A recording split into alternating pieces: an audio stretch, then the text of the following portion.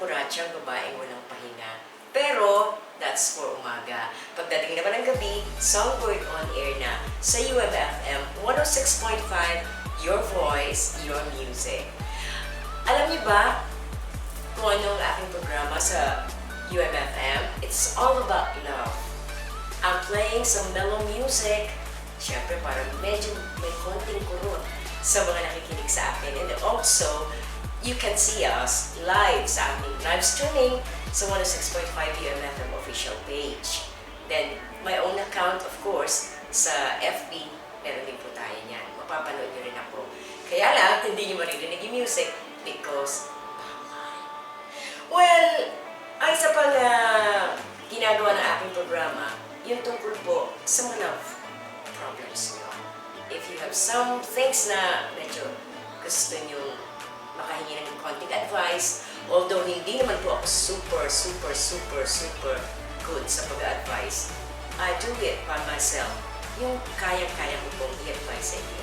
At least nakakatulong ko sa inyo, diba? And that's our malasakit for everybody. Yan kasi ang tulong sa amin. Ang pagbigay ng sakit sa kapwa. Magbigay saya para maging masaya ang buhay. And all about me? Well, alam ng karamihan yan dito sa Nueva Ecija. Super gala ang inyong likod.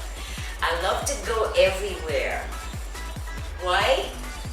Kasi doon po kami nakakakuha ng mga reasons kung bakit kailangan natin magpasaya ng kapwa.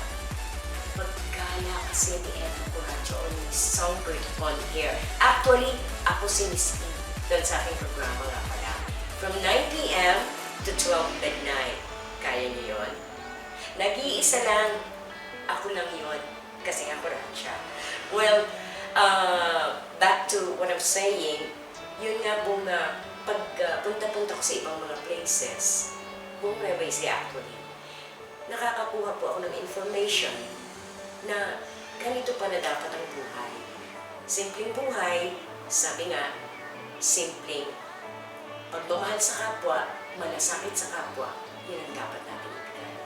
At yan ang munti naming tulong mula sa UMFM 106.5, your voice, your music.